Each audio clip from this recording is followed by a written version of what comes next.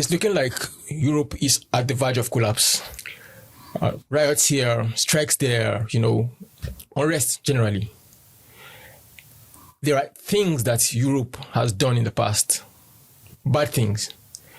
And it falls on us to actually expose some of these things. Yeah. Just for the purpose, even if just for the purpose of knowledge. Yeah.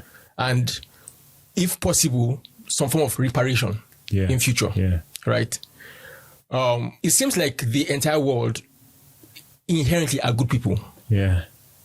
But Europe looks like, from their actions, proven, documented, they are rather evil people.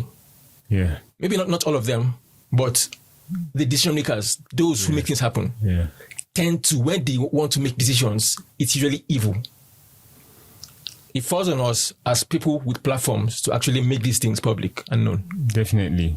So, Mo, what's your opinion about this? Europeans always have something to sell. Something bogus, something dreamed up and that cannot fly anywhere else but in Europe. And then they come to sell these ideas to you and take your money. They paint a fantastic picture for you, and at the end of the day, you lose out completely. It has happened many times with vaccines, with the climate, the introduction of industries and all of that. That now they are talking about sustainable practices, which is more or less going back to the practices of the ancient Africans and all of that. True. So when the hell are they going to leave us alone and they go and die with all of their bogus ideas? Well, clearly, if they don't leave us alone, we are leaving them alone. One after the other. And that's the reason they're crashing. For sure. We're going to highlight some of these things that they've done. Let's start with the Guatemala infection. Yeah. They went to Guatemala. This was backed by the US government. Yeah. Their health system actually backed this up. They sponsored it. Yeah. They went to Guatemala and they chose the vulnerable people. Yeah. People in prison, prostitutes, soldiers, mentally imbalanced people. And then they intentionally infected them with STDs, STIs. Yeah. Just to test a vaccine, that penicillin. They actually infected these people in different ways. Yeah. Some, they just introduced infected sex workers to them. Some, they actually injected with pathogens directly. Yeah. Some, open wounds, they rubbed in this disease. Yeah, this pathogen, yeah. And they actually had the cure, but intentionally did not give these people this medicine. That's the essence. They want to know how long it can hold up before they succumb to their infections. Yeah. Which led to many deaths. I think, according to their numbers, they're saying that about 1,500 to 5,000, which I don't agree. And then they say that at the end of the day, about 86 died.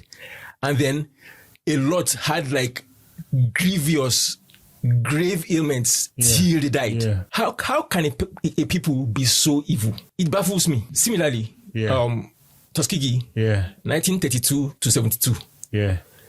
Black Americans that were there, the same thing. They infected them with syphilis and watched them decay over time. Yeah. More recently, they came to Nigeria, Kano State, 1996.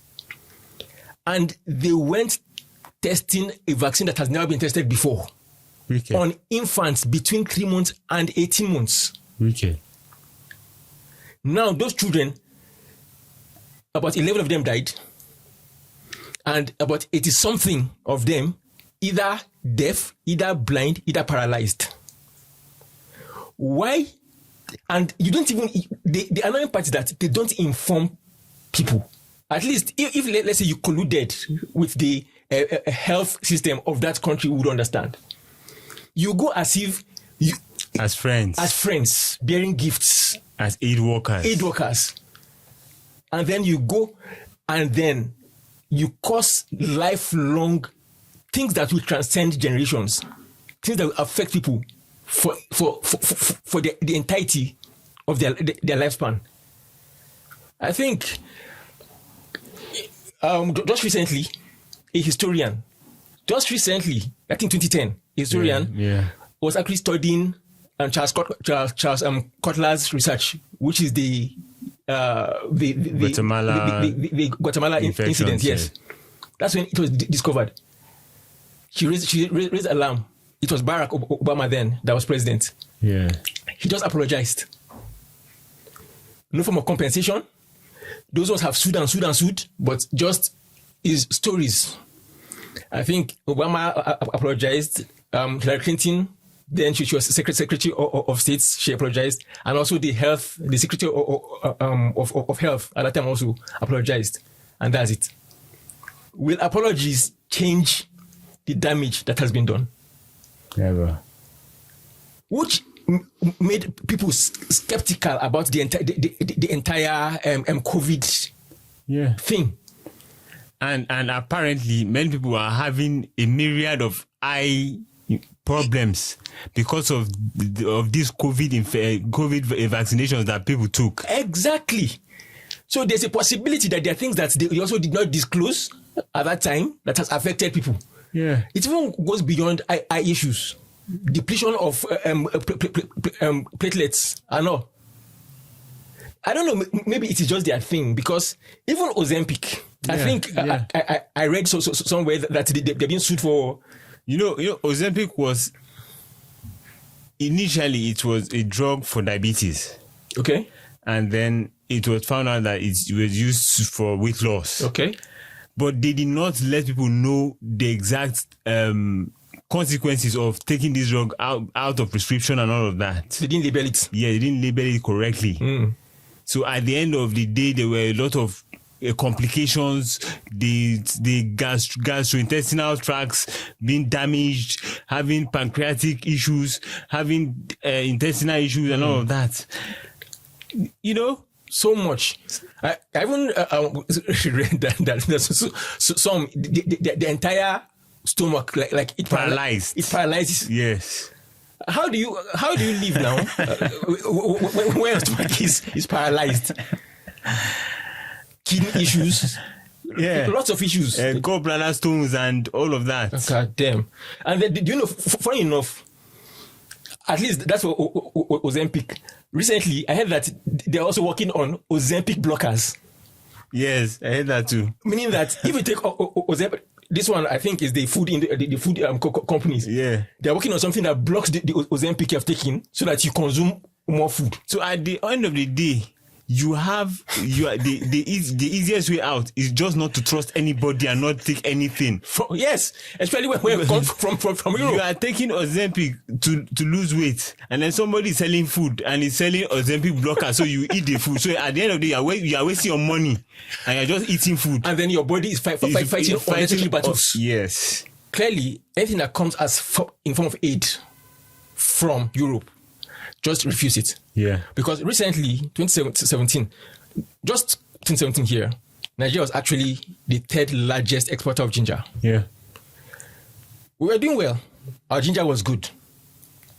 Suddenly, USAID came to Nigeria and said they want to improve the value chain of our ginger. Yeah. Any sane person would say that is good. It's good. It's good business. Yeah. They introduced seeds. Our Nigerians took it and then they used it. And by 2019, we started to discover ginger blight. Yeah. Black fungus took over Nigerian ginger farms. Yeah. Fast forward to now, we're actually importing ginger from the West and other countries. Imagine that.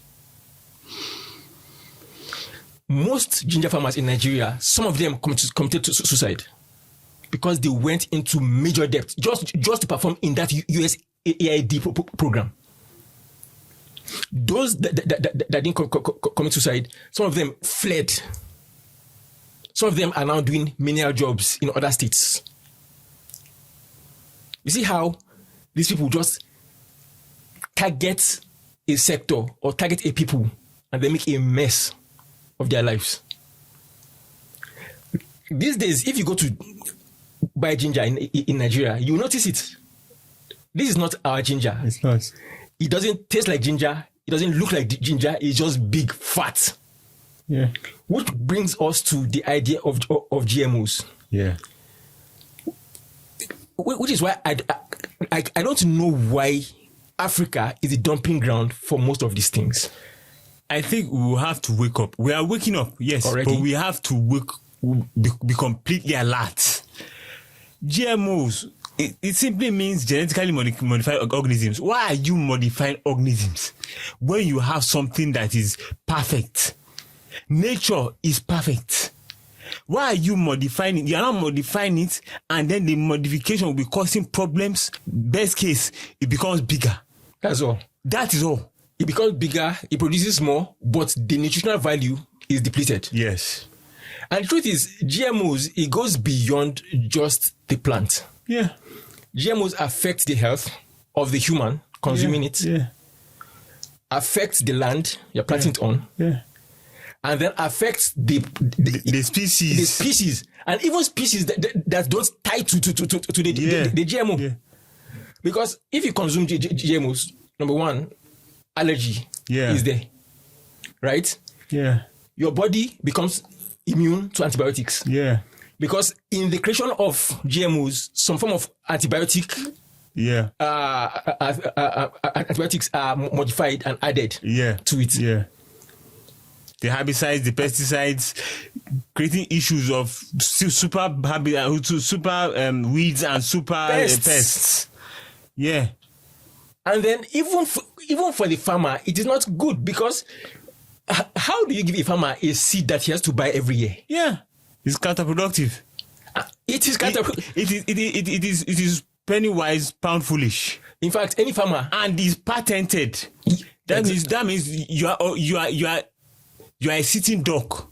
You are a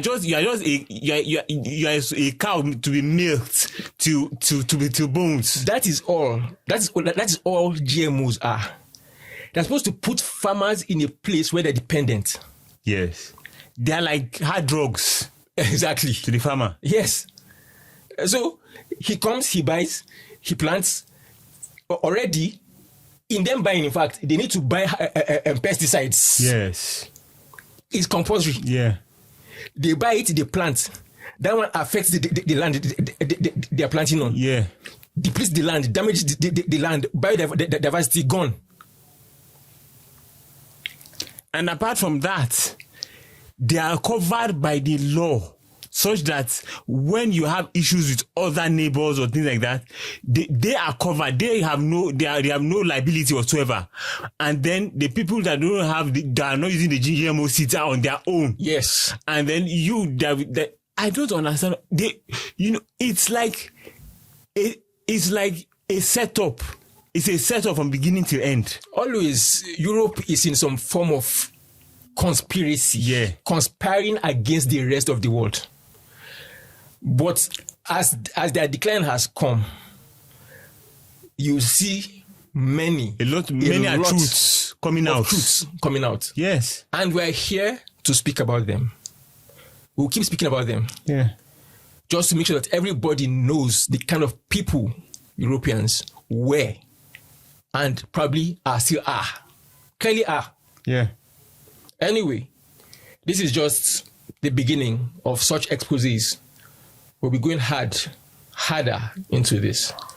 It's me, Draco. And me, Mo. It's Clicks. And Chaos.